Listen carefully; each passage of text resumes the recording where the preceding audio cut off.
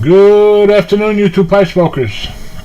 First, we'll get the pipe check out of the way. Smoking my favorite Peterson with some Tusky Airmen, Cornell and Deal.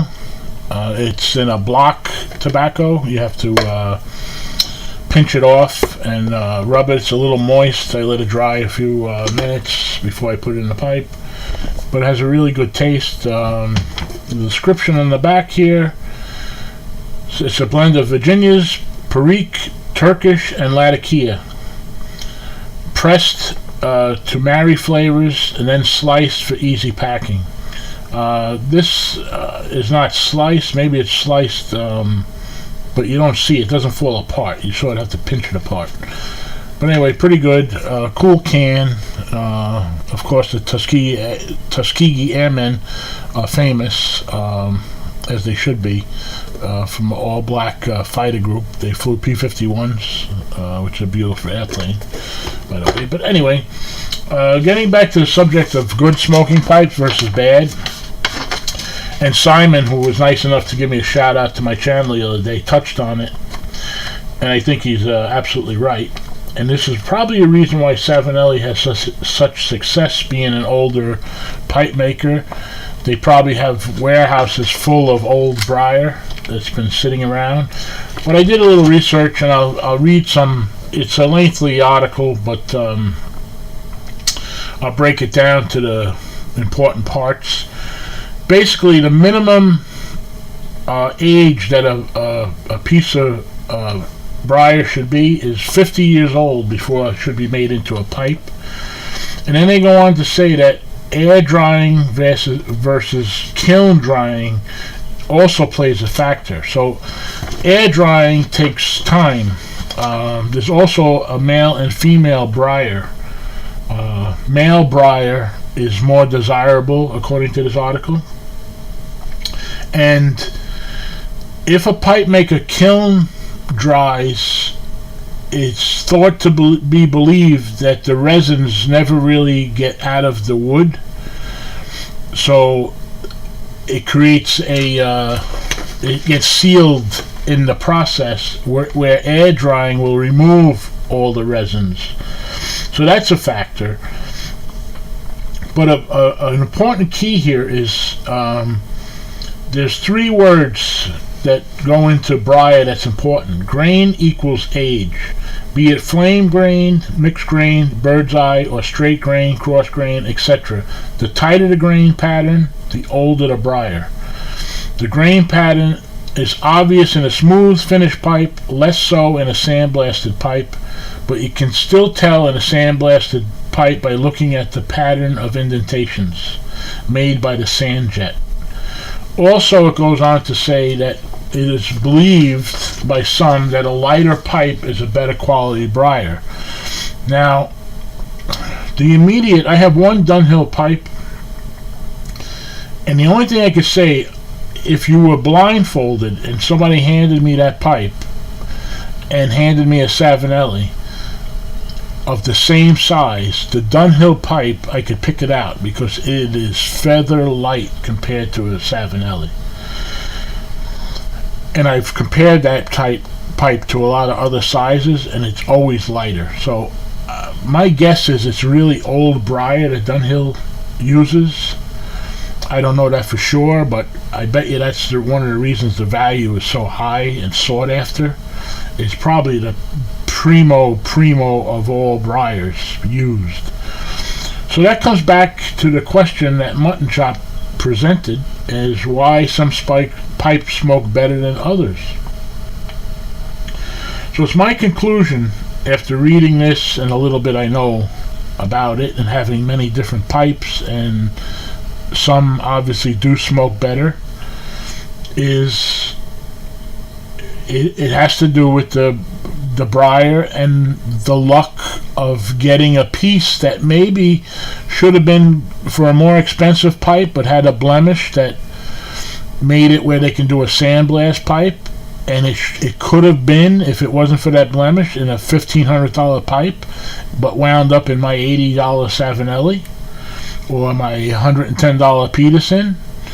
Or you can get extremely lucky and get a basket pipe that had some exceptional briar that wound up in the wrong bin. So I've heard Matches, as a matter of fact, say he had some drugstore pipes, which was a Dr. Graybo's, that smoked phenomenal. So, and maybe that's why.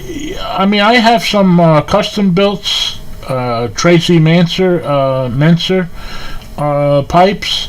The briar is absolutely gorgeous, and every one of those pipes smoke really well. And like everything else, it was probably easier to get quality briar years ago as opposed to now. And with everything else, it's probably being rushed. Maybe they're drying the briar out in a kiln or some other technology, and they're not doing it the old-fashioned way. I don't know that for sure, but I'm just guessing at the factors as to why we hit on a exceptional pipe versus a so-so pipe. But I still go back to my original statement. I do believe, assuming a pipe has good architect, meaning the hole was drilled proper, the bit's proper, that it can be made to be a good smoker, meaning you may have to find the right tobacco for that pipe and the right rate of puffing on it to not overheat it, which I think a good pipe that happens to smoke phenomenal is more forgiving and is a good all-around. It does well with many different tobaccos.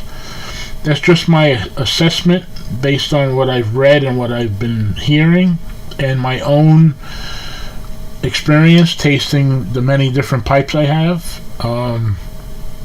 There definitely is a difference between pipe, and pipe shapes also play a role. I tend to believe the bent pipes, to me, smoke better than the straight pipe. I don't know if that's mind over matter. I'm sure it could be. I happen to like a little bent pipe better than a straight pipe for some reason. But then I have some straight pipes that I'm going to contradict myself that smoke good also. So, I don't know. It's a complicated subject, I believe, and definitely makes one wonder what it all means and how it really works and how it was meant to be. But I think there's so many factors that play a part that you probably cannot put your finger on just one aspect of it and be right. It's I don't know. It's like, I guess like anything else, like you can buy a TV that millions of people buy that never have a problem, but you get one out of the box and you have nothing but trouble. I think possibly pipes are in that same group, but I still have to say that Savinelli, from what I've seen, wins the prize for the most consistent, from what I've seen, in my opinion. I have not had a bad smoking Savinelli, and I have quite a few of them, and each one smokes equally good. I can't say there's a bad one among them. So, and my favorite pipe is my Peterson that I've been smoking right here, and I think this has a lot to do with, I don't know, the shape, maybe just because I like it. You know, sometimes you can make yourself believe things that aren't always true because you want to like something so much. But I just love the shape, the bit, the feel of it, the weight of it. It's just like, it's a me pipe, I guess, is the bottom line. But anyway, guys, thank you for the kind words about the content. I try my best. I'm no pipe expert. It's my opinion with some reading based on some facts I find online, and take away from with it what you can. I hope we all learn something from it, and please post comments about your findings. And until next time, guys, have a good day. Looks like it's going to be a good weekend in the east here, and happy smoking, guys. Be careful out there. Thank you.